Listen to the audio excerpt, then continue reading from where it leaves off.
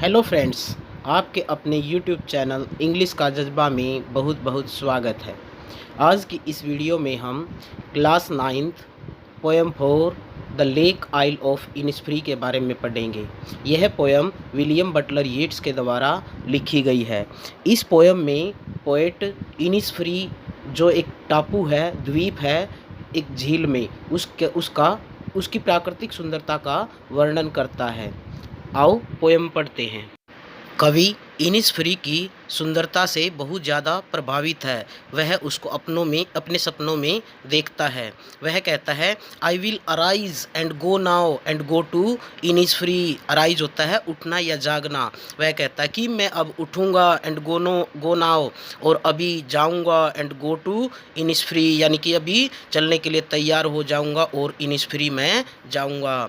And small cabin build there of clay and wattles made. Clay होता है गीली मिट्टी, वेटल्स वृक्षों की टहनियाँ, और पोइट कहता है कि वहाँ जाकर मैं एक छोटा सा घर बनाऊँगा। छोटा सा घर जो लकड़ियों का और मिट्टी का बना हुआ होगा। 9 बीन रोज का मीनिंग होता है सेम फली। कवि कहता है कि मैं वहाँ पर सेम फली की 9 लाइनें बोऊंगा। I have there a hive for honey bee, और वहाँ मैं मधुमक्खियों के लिए एक घर बनाऊंगा। हाई होता है छत्ता, मधुमक्खियों का छत्ता, जिसे मधुमक्खियों का घर कहा जाता है। And live alone in the bee loud glade. Glade का मीनिंग होता है मधुमक्खियों की गुनगुनाहट, और पोएट कहता है कि वहाँ पर मैं जो मधुमक्खियाँ भिनभिनाएंगी, उनकी जो गुनगुनाहट होगी, उनके बीच में अकेले समय बिताऊंगा। सेकंड स्टेंजा में पोएट इनिस्फ्री पहुंचने के पश्चात वहां के वातावरण का वर्णन करता है। And I shall have some peace there, for peace comes dropping slow.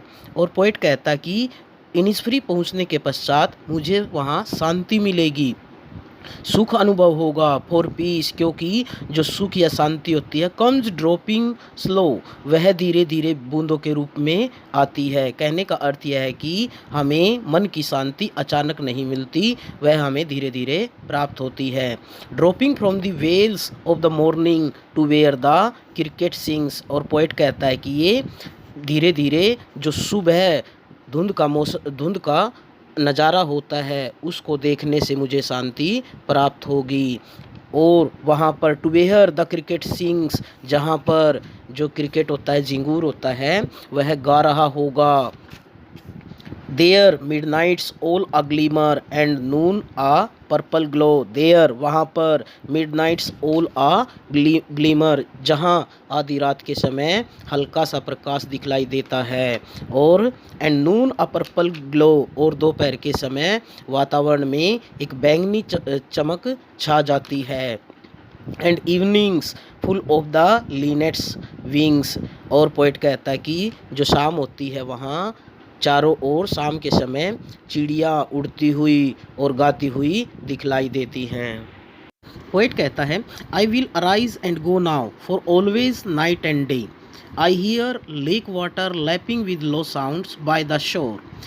Poet कहता है कि अब मैं उठूँगा एंड गो नाउ, और तैयार हो जाऊँगा इनिस्फ्री जाने के लिए, for always night and day, क्योंकि पूरी पूरी रात और दिन भर उसके मन में इनिस्फ्री का ख्याल रहता है। वह कहता है, आई हियर लेक वाटर, मुझे सुनाई देता है या मैं सुन सकता हूँ, लेक झील, वाटर पानी, जो झील का पानी है, लैपिंग का मीनिंग होता है टकराना, विद लो साउंड्स, धीमी आवाज़ में, बाय द शोर, शोर मीन किनारा या तट।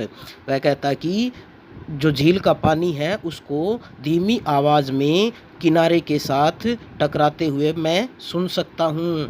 While I stand on the roadway, और जब मैं रास्ते पर खड़ा होता हूँ, और ऑन द पेवमेंट्स ग्रे का मीनिंग होता है पथरीला रास्ता। पोएट कहता है कि जब मैं पथरीले रास्ते पर खड़ा होता हूँ, I hear it in the deep heart score, और उस झील के पानी की आवाज़ को मैं अपनी मन की गहराइयों से सुन सकता हूँ। इस प्रकार प्यारे बच्चों, ये थी आपकी छोटी सी poem the lake isle of Innisfree. Ireland में एक झील के मध्य में स्थित द्वीप है या टापू है जिसका वर्णन पोएट ने इस कविता में किया है। उम्मीद है आपको ये पोयम अच्छे से समझ में आ गई होगी।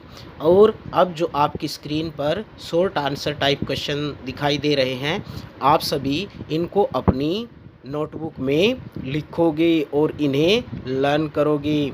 और जल्दी से जिस बच्चे ने इस चैनल को सब्सक्राइब नहीं किया है वो जल्दी से इसको सब्सक्राइब भी कर ले, ताकि आने वाली वीडियो के सभी नोटिफिकेशन आप तक पहुंचते रहें। आपका दिन शुभ हो। धन्यवाद। जय हिंद, जय भारत।